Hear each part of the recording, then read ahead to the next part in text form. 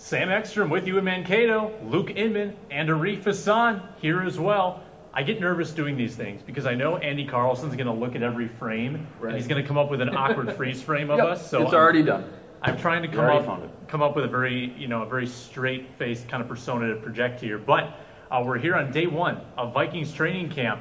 Morning walkthrough, afternoon practice. Remember, it's mainly rookies. Rookies and select players from last year's practice squad. Not too many big names, with the exception of Dalvin Cook, Pat Elflein here. A couple older guys, Case Keenum, Inman and Sam, but for the most part, a lot of guys who may not even make this team. But still, nonetheless, some takeaways today. We got to hear from Pat Shurmur earlier today, Arif, and he had some interesting things to say about the direction of the offense.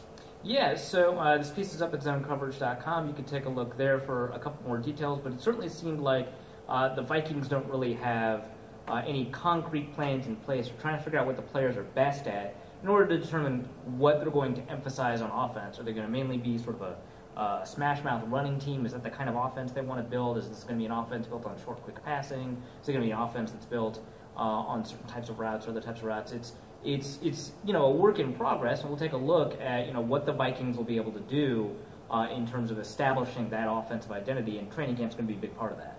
I feel like every player I hear from, they're all saying that they're used to the Vikings offense from their previous stop. Like Elflein will say, "Oh yeah, we did this at Ohio State," or Ben Gideon will say, "We ran this defense at Michigan." Right. Bucky Hodges said the same thing about his offensive coordinator. Yep. That's right. Well, you talked to all of the pass catchers. It seemed like you got Coley, Adams, Hodges today. What'd you get from those guys? Well, Hodges kind of lived up to the hype for me. I thought he had a little unfair hype. I mean, it seems like everybody had him to be a lock for Mr. Mankato and had him almost, in the Hall of Fame already. But he made some splash plays out there. That big frame, that big body certainly stands out. But what I talked to him about was transitioning now to an inline tight end. And I think it's a little bit harder than maybe he thought it was going to be. It's going to be a work in progress. So you might not see him right out the gate getting a lot of playing time, but when he does get playing time, look for them to maybe take advantage of that big size, especially down in the red zone. Yeah, the transition is tough. And that was one of the biggest problems that Michael Pruitt had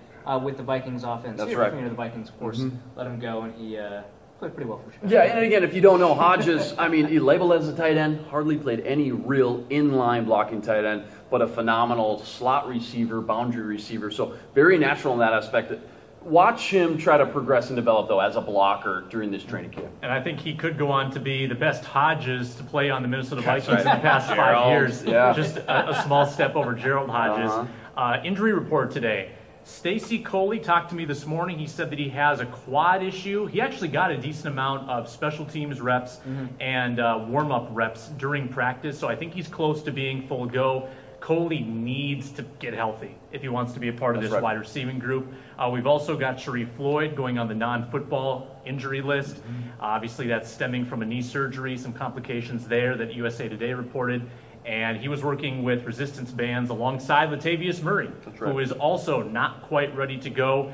That injury, that ankle surgery, seems to have been taking a little longer to recover from for Latavius. Yeah, it sounded like, when we initially heard about it, the Vikings knew about it when they signed him, and it sounded like he would be ready to go by training, ready to go a couple weeks before training camp. It doesn't seem like it's, progressed as quickly as they would like it to.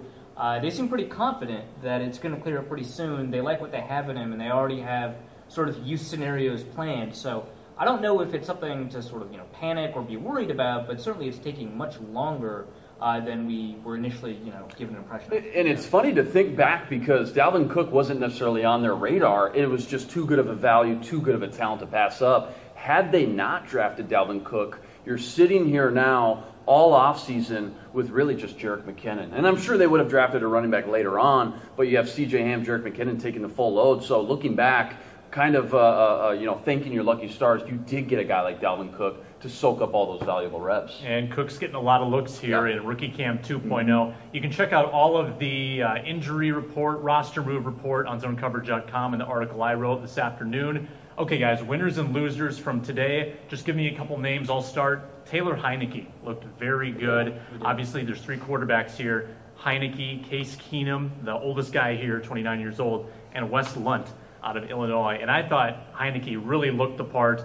strong arm, moves well in the pocket, and he had a couple lasers, where he really dropped it in between coverage. I like what I'm seeing from Heineke, and I think that's what the Vikings expected to see from Heineke. Yeah, no, we were talking about this a little bit earlier, how, if Heineke hadn't put his foot through the door, last year, how would that have changed the Vikings' plans when Teddy Bridgewater went down? Probably not much, but they were really high on him, and we can kind of see why. He's not even known, for how strong his arm is, but he was able to, like you said, rip some right into some very tight windows. He looked good in that 2015 preseason. Hopefully he'll be able to continue that going forward. For me, one of the winners was an area the Vikings need to get a lot better at. That's depth along the offensive line. I thought Freddie Tagaloa, the tryout, not even an undrafted free agent who got a contract right away, but a tryout from rookie minicamp, earned a contract by beating out another undrafted free agent. I thought he looked great. Did a good job going up to the second level. I think technically, he looked pretty sound. He knew how to get under pads. Always really difficult to say an offensive lineman looks good this early before the pads come on, especially without any of the astounding veterans the Vikings have along the defensive line. But, given what we have to work with in terms of who we're looking at, that Tagaloa looked really good. He looked strong, and he looked real quick for an offensive lineman, and one of the bigger offensive linemen here, too. So that's, I think that's a pretty good set of skills to bring with you. And we saw Tony Sperano working with all the offensive linemen. There's only 5 here, and so he's able to give them all a bunch of individual attention. Sounded like he had a little bit of praise for Tagaloa. Yeah, he looked good. The guy playing right next to him, one of their high picks, Pat Eflin. One of those interesting scenarios where it just seemed like all the cliches that you heard, technically sound, smart guy. He is learning a lot and soaking it all up, it seems like. And when rookies get in here, it seems like the transition is really tough these first few weeks. It seems like he's taking it all in stride. Had 2 bad snaps. Besides that, the fundamental part of the game seems like he's having a smooth transition, which is great to see for a high pick.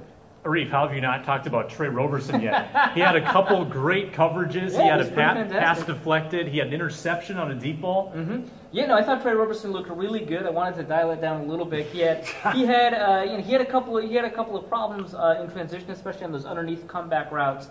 But other than 2 or 3 routes where he had some issues. Plus, he got burned deep by Caleb Jones once.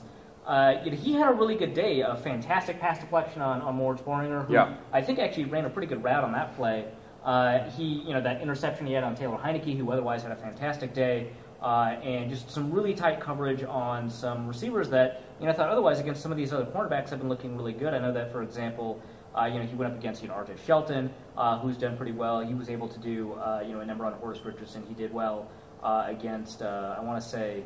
God, who are the other receivers here? There's Caleb Jones. He was able to get one back on Caleb Jones to the pass deflection. I thought that Trey Roberson looked really great. Again, former quarterback turned cornerback. It's always interesting to see what happens. And like Freddie Tagaloa, tryout earned a contract.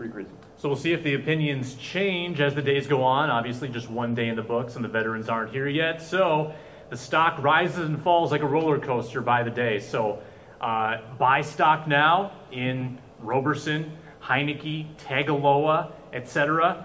We'll see what happens tomorrow at Vikings Training Camp in Mankato. For Arif and Luke, I'm Sam. Check out zonecoverage.com. We've got you covered like a blanket. Take it easy.